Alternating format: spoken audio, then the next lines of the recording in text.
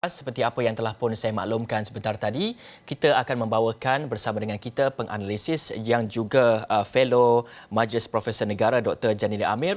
Tapi sebelum itu kita ingin melihat dulu mengenai krisis dan juga kemelut politik dalam negara kita yang berterusan sehingga kini, iaitu dalam masa 3 tahun kita menyaksikan pertukaran kerajaan sudah pun memasuki untuk kali ketiga. Apa yang akan berlaku selepas ini?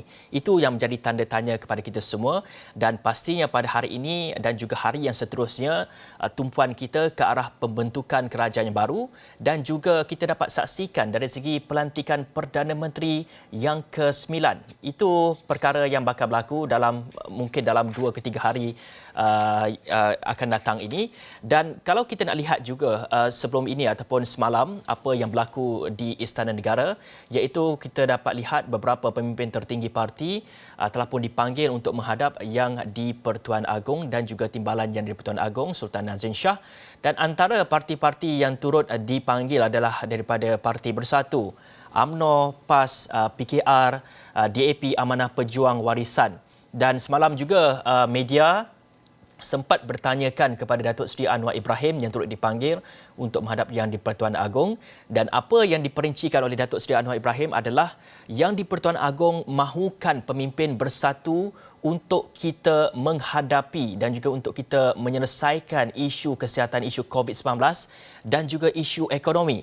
Dan Yang di-Pertuan Agong juga, kata Datuk Seri Anwar Ibrahim, mahu membentuk satu ataupun mahu politik yang baru dan juga politik ini juga harus berubah dan di mana harus ada kekuatan semua parti dan juga semangat persefahaman muafakat serta kerjasama untuk menangani COVID-19 dan juga ekonomi. Datuk Seri Anwar Ibrahim juga memberi penjelasan iaitu semalam apabila kesemua ahli pemimpin daripada parti-parti ini dipanggil, mereka ini membuat perbincangan dan sebagainya. Apa yang diperjelaskan oleh Datuk Seri Anwar, semua parti yang terlibat ada persefahaman konsensus untuk hentikan politik lama yang melemahkan dan juga harus fokus kepada pembangunan. Dan semua ahli parlimen boleh mengemukakan surat akuan ataupun bagi nama calon Perdana Menteri ke-9 kepada Istana Negara melalui fax, email serta salinan PDF melalui aplikasi WhatsApp. Dan itu kata daripada Speaker Dewan Rakyat pula semalam. Dan katanya dalam surat yang dikeluarkan oleh Yang di-Pertuan Agong, dalam surat yang dikeluarkan oleh Yang di-Pertua Dewan Rakyat Datuk Azhar Azizan Harun, beliau turut memaklumkan surat tersebut perlu dikemukakan selewat-lewatnya pukul 4 petang hari ini, iaitu 18 Ogos, secara bertulis. Jadi ini yang kita ingin bincangkan pada hari ini menuju kepada ataupun menjelang kepada sehingga pukul 4 petang ini. Pastinya tumpuan kita ke arah dari segi strategi parti-parti ini untuk mengemukakan calon Perdana Menteri yang pertama dan juga untuk mengumpul ahli parlimen bagi membentuk majoriti supaya kerajaan ini dapat dibentuk. Dan kita nak mulakan diskusi kita dan juga perbincangan kita bersama dengan Dr. Janili Amir, fellow Majlis Profesor Negara bersama dengan kita di talian ketiga ini. Selamat pagi, Doktor. Selamat pagi. Baik, Doktor. Pertama sekali kita nak lihat kepada bagaimana kaedah yang diperincikan untuk menyatakan sokongan ahli parlimen ini. Sebanyak 220 ahli parlimen perlu menyatakan sokongan mereka siapa yang mereka rasakan berupaya untuk menjadi Perdana Menteri. Dan apa yang telah pun diperincikan sebentar tadi juga, dari segi proses untuk menyatakan sokongan ini adalah melalui fax, email ataupun WhatsApp. Bagaimana Doktor melihat kepada hemat Yang di-Pertuan Agong dan juga kebijaksanaan Yang di-Pertuan Agong kalau sebelum ini dipanggil 222 itu datang ke istana untuk menyatakan sokongan. Tapi pada kali ini mediumnya sudah pun bertukar. Bagaimana Doktor melihat kepada prosesnya pada kali ini?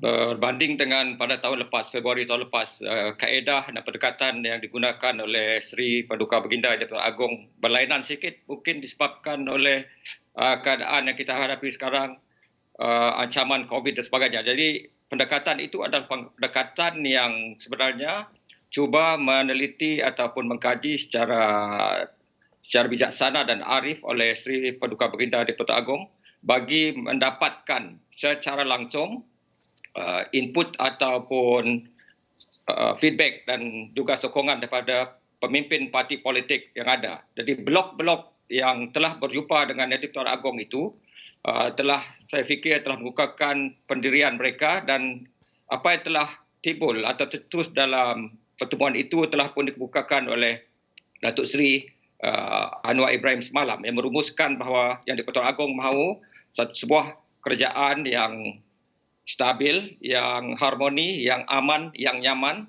yang betul-betul mengemukakan satu pendekatan politik yang baru, mengetepikan pendekatan politik lama yang telah membelenggu kita semua.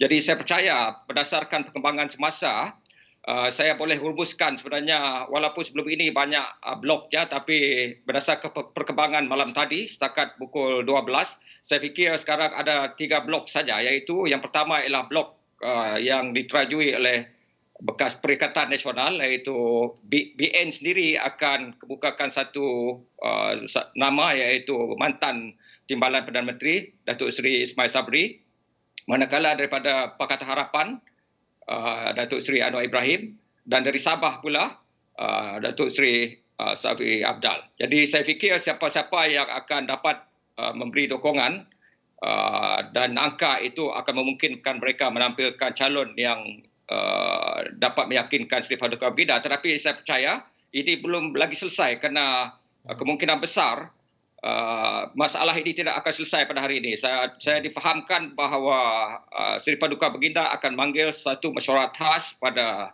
hari Jumaat ini dengan Majlis Raja-Raja untuk memperincikan secara lebih mendalam lagi siapakah yang paling layak dengan angka yang convincing, meyakinkan, dan juga angka yang betul-betul boleh dipercayai. Jadi mesyuarat pada hari Jumaat ini sudah pasti adalah satu mesyuarat yang bagi saya amat penting. Dan yang satu yang menarik di sini, sekali lagi Seri Paduka Baginda memanggil Majlis Raja-Raja sama seperti sebelum ini bulan Jun apabila Seri Paduka Baginda juga memanggil masyarakat berkenaan untuk merumuskan, membincangkan tentang isu berkaitan dengan COVID-19. Jadi saya percaya pada Jumaat ini akan dapat ditentukan secara tuntas siapakah yang paling layak menjadi Perdana Menteri.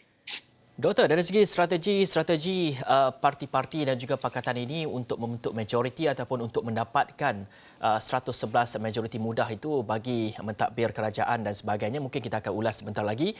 Namun kita ingin melihat dari segi politik baru yang telah pun dinyatakan oleh Datuk Seri Anwar Ibrahim mengenai kehendak yang di-Pertuan Agong untuk membentuk satu politik ataupun untuk memberi ataupun membentuk satu politik baru dengan mengambil kira semangat dari segi semangat persefahaman dan juga muafakat kerjasama untuk melawan COVID dan juga untuk menangani krisis ekonomi. Namun apa yang dinyatakan oleh Datuk Seri Anwar Ibrahim ini mungkin kurang jelas ataupun mungkin samar-samar. Satu bentuk kerajaan yang bagaimana, satu bentuk proses yang bagaimana untuk kita lihat kepada apa yang dinyatakan oleh Datuk Seri Anwar Ibrahim ini sebagai satu bentuk politik baru, mengambil kerjasama antara semua parti-parti politik. Apakah yang boleh kita jangkakan? Adakah ini satu ataupun satu bentuk kerajaan perpaduan juga boleh kita jangkakan daripada kenyataan Datuk Seri Anwar Ibrahim ini? Kerajaan perpaduan saya fikir adalah satu alternatif yang kedua. Kalau blok-blok yang saya sebutkan tadi dapat membentuk, dapat meyakinkan Seri Paduka Baginda dan Majlis Raja-Raja ini nanti dalam perbincangan mereka dapat menentukan secara tuntas, saya fikir tidak timbul lagi kerajaan perpaduan. Tetapi untuk politik baru, saya fikir asasnya adalah bertonggakkan pada tolak ansur, pemufakatan, kerjasama, kesediaan untuk berkorban di kedua belah pihak. Dan ini sebenarnya bukan sesuatu yang baru. Kalau kita perincikan dari tahun 50-an, 51, 55, kemudian selepas tercetusnya peristiwa 13 Mei, ternyata bahawa asas pada politik Malaysia adalah pada perkongsian kuasa dan sebagainya. Jadi melangkah ke hadapan berdasarkan apa yang telah kita harungi selama ini dalam tempoh sebelum PRU ke-14 lagi, kita sebenarnya saling bergeseran, bertelagah, saling cuba menjatuhkan satu sama lain. Jadi politik baru yang dimaksudkan ialah politik yang mahu meletakkan kepentingan negara di atas kepentingan parti politik kepartian yang sempit ataupun agenda pihak-pihak tertentu yang sempit yang meletakkan nafsu, ketakzuban kuasa atau mabuk kuasa di atas segala-galanya. Harus diingat masalah yang kita hadapi pada hari ini sebenarnya sebahagian daripadanya adalah disebabkan oleh pemimpin politik kita sendiri. Jadi mereka harus selesaikan masalah ini dengan berjiwa besar, bersedia untuk berkorban, dan saya fikir 7 tawaran yang telah dikemukakan oleh Perdana Menteri caretaker sekarang harus dapat dilaksanakan. Kerana itu sebenarnya satu daripada langkah ke hadapan dari segi reformasi perlembagaan dan reformasi institusi yang boleh meletakkan politik negara di atas landasan yang betul, selari dengan semangat demokrasi yang matang. Dan sekiranya apa yang dimaksudkan oleh Datuk Seri Anwar Ibrahim itu melihat kepada politik baru ni, apa yang Doktor perjelaskan sebentar tadi adalah tolak ansur bekerjasama antara semua parti dalam kita menepani COVID-19 ini. Dan sebenarnya bukan kali pertama Yang di-Pertuan Agong memberi titah amanat teguran agar pastikan kestabilan politik ini dan juga untuk kita fokus kepada COVID-19 ini. Namun beberapa laporan ada pihak terus menekan kerajaan sebelum ini mahupun pembangkang yang akhirnya sehingga peletakan jawatan Perdana Menteri. Ini sekali lagi baginda mahu kestabilan politik dan juga fokus untuk kita memerangi COVID. Bagaimana kita ingin memahami dan jangka masa yang akan datang ini? Adakah kita boleh lihat kestabilan politik itu seperti apa yang diberikan amanat oleh Yang di-Pertuan Agong? Dan kalau kita lihat juga malah sebelum ini Sultan Johor juga memberi teguran agar pastikan kestabilan politik dan juga fokus COVID-19. Adakah ia mampu direalisasikan oleh ahli politik kita? Ini menarik sebelum saya jawab itu. Jadi kita mengundi 1 kali, tapi kerjaan kita berubah 3 kali. Adakah kita sama nak ikut seperti di Jepun sampai dalam 1 tahun ini sampai berubah 5 kali? Ini suatu menarik. Jadi bagi saya malulah, amat malulah kalau pemimpin politik kita tidak mendengar lagi nasihat dan titah Seri Paduka Baginda Yang di-Pertuan Agong. Berapa kali Baginda nak beri nasihat dan perintah. Jadi saya fikir ini kalilah saja untuk pemimpin politik betul-betul harus buktikan bahawa mereka sebenarnya adalah pemimpin politik yang tidak mementingkan diri sendiri atau mementingkan kuasa dan sebagainya. Kerana berdasarkan apa yang telah dititahkan oleh Seri Paduka Baginda semalam, sudah jelas, sudah terang lagi bersuluh sebenarnya Ketua Pembangkang sendiri telah mengakui bahawa langkah ke hadapan ialah untuk mengamalkan politik baru. Dan nasihat daripada Sultan Johor juga amat jelas. Jadi kalau ini sudah tidak dapat masuk ke dalam pemikiran ahli politik kita, saya fikir dapat kita katakan mereka adalah ahli politik yang bobrok, yang tidak ada integriti, tidak ada maruah dan hanya mementingkan diri sendiri. Mereka dalam keadaan kita berdepan dengan satu ancaman yang cukup besar, satu cabaran besar, berkorban dan meletakkan kepentingan negara di atas segala-galanya. Saya fikir itu saja langkahnya. Kalau tidak, malulah. Kalau tidak, malulah semualah. Ya, baik, itu satu pandangan yang saya lihat semua ahli politik perlu memperjelaskan dan juga perlu tahu pelbagai dari segi teguran, pelbagai amanat telah pun dinyatakan oleh institusi beraja sendiri, di mana sekiranya mereka ini ingkar, kita tidak dapat pastikan mereka ini bagaimana dan sebagainya. Pastinya kita menuntut, rakyat menuntut untuk ahli politik ini dengar dan juga akur kepada apa yang diperintahkan, apa amanat yang telah pun diberikan oleh Yang di-Pertuan Agong. Itu kita melihat kepada dari segi dasar politik baru dan sebagainya. Dan kalau kita lihat pada hari ini pasti yang tumpuan untuk kita ni ataupun untuk memenangi ataupun untuk mengumpul ahli parlimen, kerana pada hari ini merupakan permainan nombor dapat kita saksikan. Sehingga mana-mana pakatan, sehingga mana-mana parti yang berjaya mengumpul 111 majoriti ini akan diangkat untuk mentadbir kerajaan dan sebagainya. Cuma kita ingin melihat kepada Perikatan Nasional terlebih dahulu. Perikatan Nasional katanya sebelum ini tidak mahu bekerjasama dengan kumpulan kleptokrat, walaupun tidak menamakan siapa kumpulan itu. Namun Perikatan Nasional masih lagi memerlukan sokongan 11 ataupun 12 ahli parlimen. Kerana ketika ini Perikatan Nasional mempunyai 100 ahli parlimen yang menyokong Perikatan Nasional. Jadi bagaimana jangkaan ataupun apakah jangkaan yang ada ataupun mungkin ada potensi untuk kerjasama daripada 15 MP UMNO ini untuk bersama dengan Perikatan Nasional, dan adakah mereka ini mungkin akan bersama dengan Perikatan Nasional tetapi dengan syarat Perdana Menteri ini mestilah dalam kalangan UMNO seperti apa yang dinyatakan semalam menerusi kenyataan telah pun menamakan wakil tunggal mereka, Datuk Seri Ismail Sabri Yaakob. Baik. Adakah mereka nak melihat mereka tewas ataupun kalah putih mata? Saya percaya UMNO sebagai sebuah parti yang sudah punya sejarah yang begitu panjang dan telah pun mesyuarat malam tadi dengan Barisan Nasional, mereka telah buat satu keputusan yang sebulah suara, iaitu mencalonkan Datuk Seri Ismail Sabri sebagai calon Perdana Menteri mereka.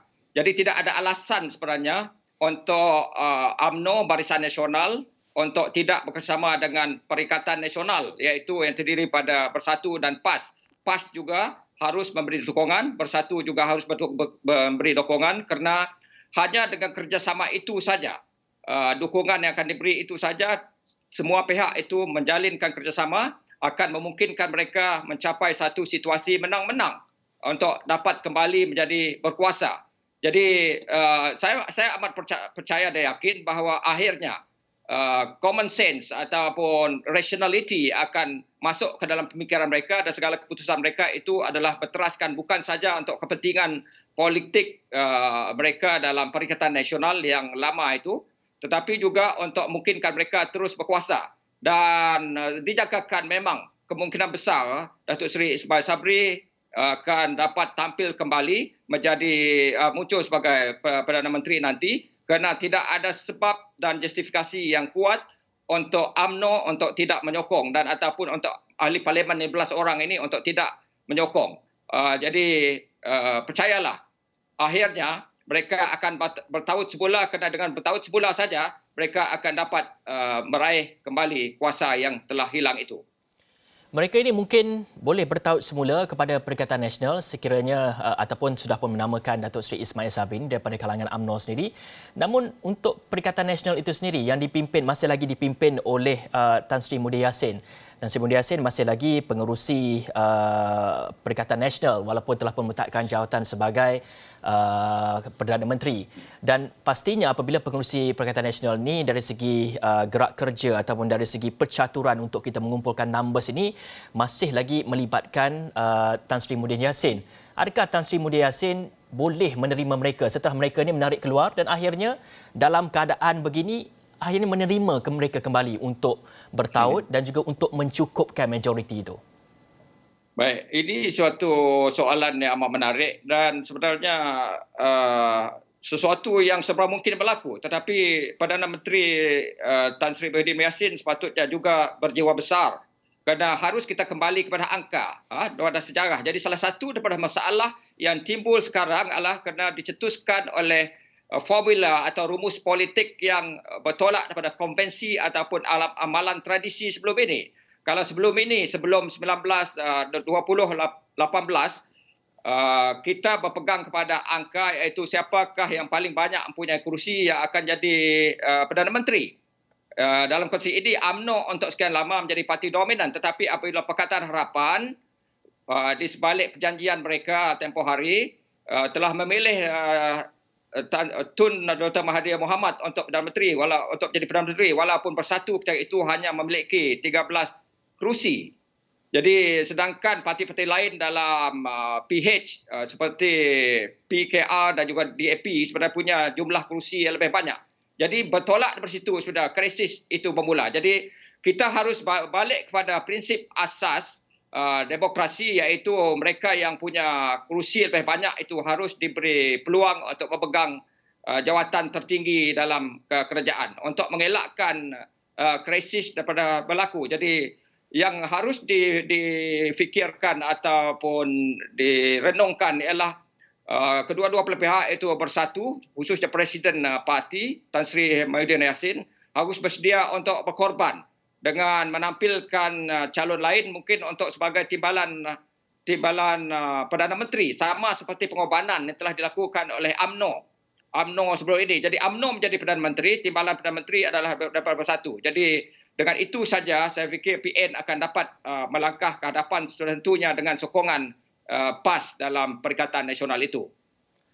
Baik Doktor, itu kita melihat kepada isu mengenai dari segi strategi, apakah strategi yang digerakkan mungkin oleh Perikatan Nasional. Namun selepas ini mungkin kita nak lihat dari segi strategi parti-parti ataupun strategi ahli parlimen daripada Malaysia Timur sendiri, iaitu meliputi negeri Sabah dan juga Sarawak. Tapi saya nak Doktor untuk kekal bersama dengan kita di talian dan kita akan berehat dulu seketika. Kita kembali selepas ini.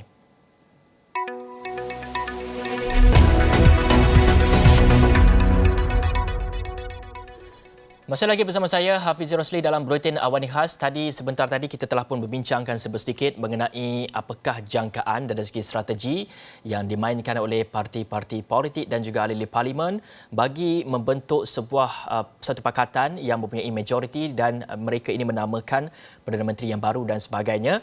Tadi kita melihat kepada Perikatan Nasional dan kali ini kita nak bergerak semula ataupun bergerak kepada parti-parti politik dan juga ahli parlimen yang berada di Malaysia Timur, iaitu melibatkan di negeri Sabah dan juga Sarawak. Masih lagi bersama dengan saya, Dr. Janidi Amir, Fellow Majlis Profesor Negara di talian ketika ini. Doktor? Yep. Baik, Doktor. Saya kira Doktor amat begitu dekat dengan situasi politik di Sabah. Pastinya di Sarawak, pastinya Doktor telah pun menjalankan banyak analisis dan juga kajian dan sebagainya. Dan kalau kita lihat kepada gabungan Parti Sarawak ini yang pada ketika ini mempunyai 18 kerusi di Dewan Rakyat.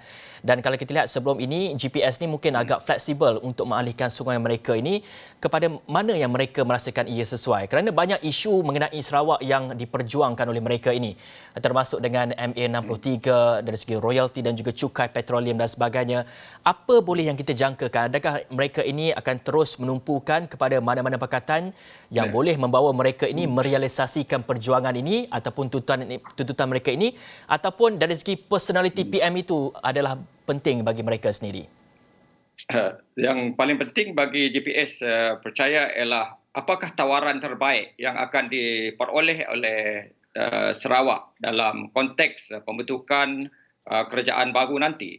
Tapi berdasarkan pengamatan saya fikir keputusan itu adalah berpaksikan kepada kestabilan politik, dan apa yang cuba didukung sebelum ini akan cuba diteruskan dukungannya. Maksudnya GPS dengan 18 ahli parlimennya akan terus berpegang kepada PN yang sedia ada dengan menyokong calon iaitu Datuk Seri Ismail Sabri. Dan ini telah pun dinyatakan dengan jelas oleh GPS melalui Setiausaha Agongnya Datuk Seri Alexander Nanta Linggi juga. Jadi ini adalah disebabkan oleh kepercayaan bahawa mereka selesa dengan beliau dan selesa juga dengan PN, kerana harus diingat di bawah PN yang diterajui oleh Tan Sri Muhyiddin Yassin, Sarawak sebenarnya telah meraih banyak manfaat. Satu daripada manfaat yang telah diperoleh oleh Sarawak ialah Sarawak dan Sabah ialah dengan membentuk satu kementerian baru, iaitu Kementerian Hal Ehwal Sabah dan Sarawak, yang saya fikir amat penting dalam konteks untuk menyelesaikan isu-isu dan hal-hal berkaitan dengan Sabah Sarawak, termasuk bagaimana isu royalti minyak dan SST telah ditangani dengan berkesan. Dan itu yang pertama. Yang kedua, berkaitan dengan projek-projek yang telah pun dibatalkan di bawah PH dulu. Jadi kemungkinan untuk mereka bekerjasama dengan PH saya fikir adalah amat tipis ketika ini, berdasarkan kesangsian mereka terhadap beberapa pemimpin di dalam itu, khususnya di AP. Lim Guan Eng yang telah mencalak, telah cuba mencalak imej kerajaan negeri Sarawak dan rakyat Sarawak pada keseluruhannya. Apatah lagi banyak projek telah ditarik balik, projek-projek besar ditarik balik oleh PH di bawah kepimpinan mereka dahulu. Jadi melangkah ke hadapan, yakinilah GPS akan tetap berpegang kepada prinsip kestabilan politik negara lebih diutamakan dalam usaha kita untuk selesaikan masalah yang dihadapi ini, dan keyakinan bahawa mereka selesa dengan PN dan juga selesa dengan Datuk Seri Ismail Sabri. Dan Doktor menyatakan mengenai dari segi tawaran dan juga tuntutan yang mungkin akan dikemukakan oleh GPS sekiranya mereka ini bersama dengan gabungan yang akan membentuk kerajaan dan sebagainya. Dan kalau kita melihat mengenai isu Malaysia Timur ni iaitu melibatkan Sabah dan juga Sarawak, kita perlu berikan perhatian kerana kita melihat kepada mungkin ada ketidakseimbangan dari segi ekonomi dan juga kemudahan serta fasiliti dan sebagainya. Walaupun negeri ini sebagai contoh negeri Sarawak ni banyak memberikan hasil kepada negara. Jadi adakah akan ada banyak ruang diberikan dalam kabinet ataupun mungkin jawatan timbalan Perdana Menteri untuk kita menyelesaikan isu dan juga tuntutan ini?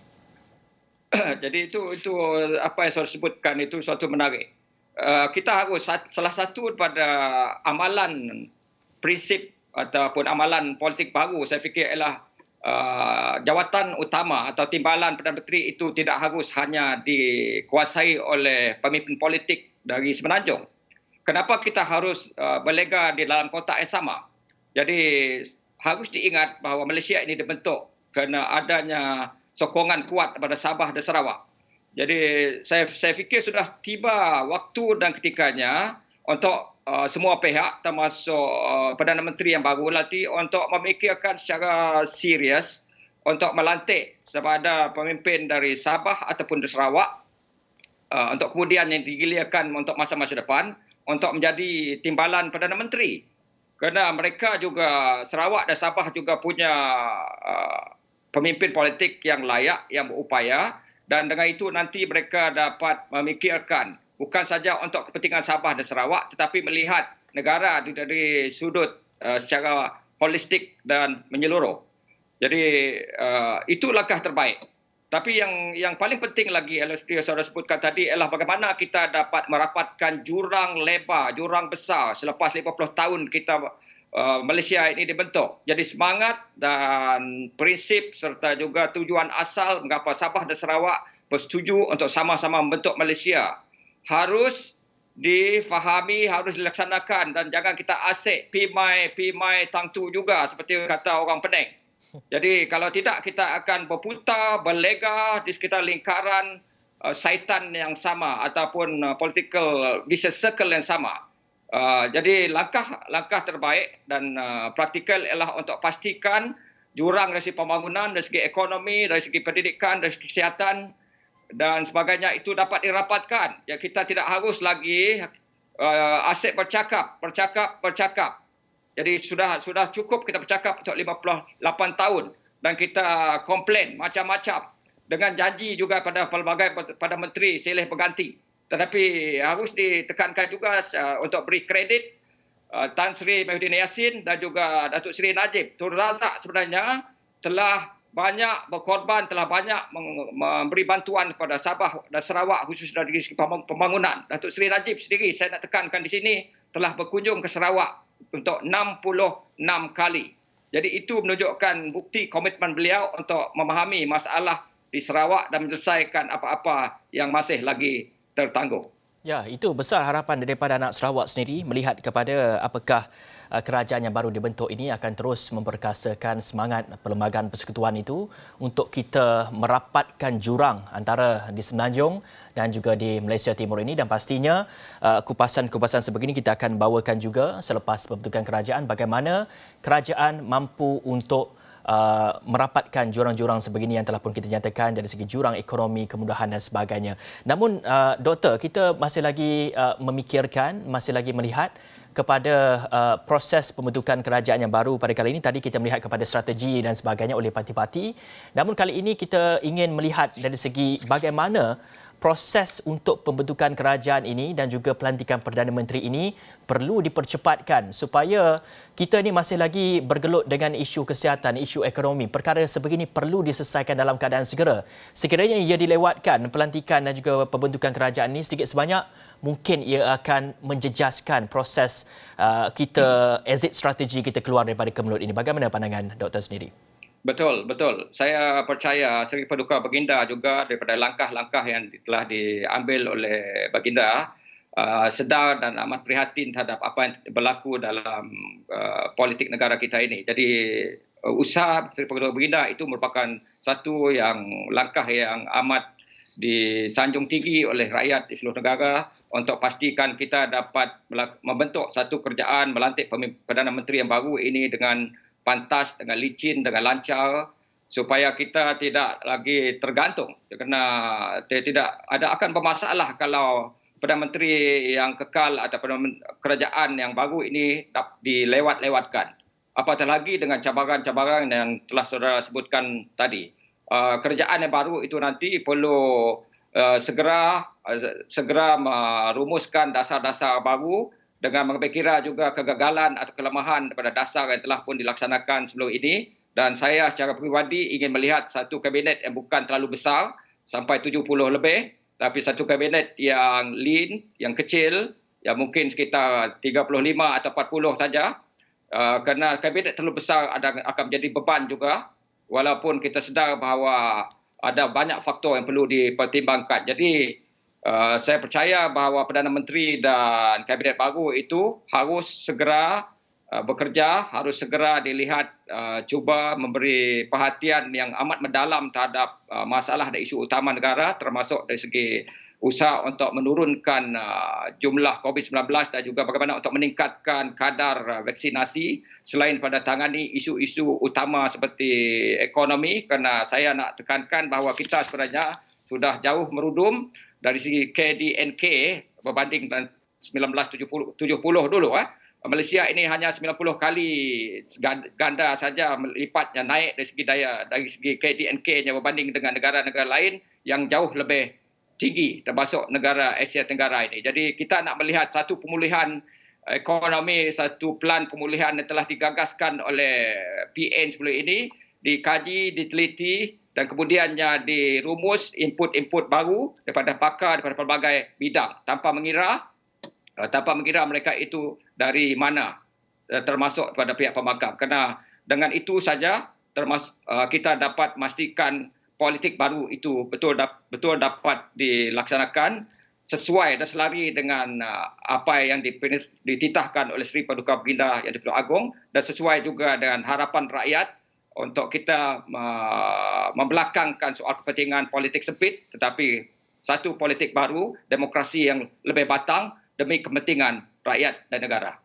Dan pastinya satu cabaran yang besar buat kabinet nanti yang akan dibentuk dan juga kerajaan yang akan dibentuk nanti, begitu juga dengan Perdana Menteri yang akan dilantik nanti untuk menjamin dari segi kestabilan dan juga untuk kita membendung wabak COVID-19 dan juga untuk kita menyelesaikan krisis ekonomi yang kita hadapi pada ketika ini.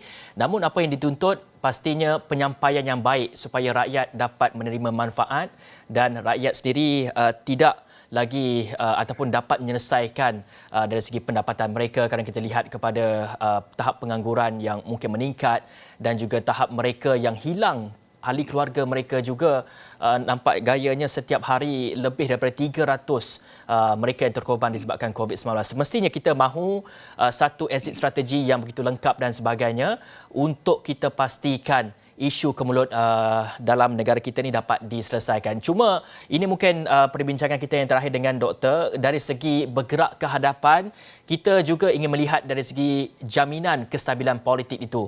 Bagaimana agaknya kerajaan yang baru dibentuk ini, apa harapan daripada doktor sendiri untuk kita melihat kepada satu sistem demokrasi yang lebih progresif, ataupun mungkin kita boleh memperkenalkan akta anti lompat parti seperti yang dinyatakan oleh banyak penganalisis dan sebagainya. Betul.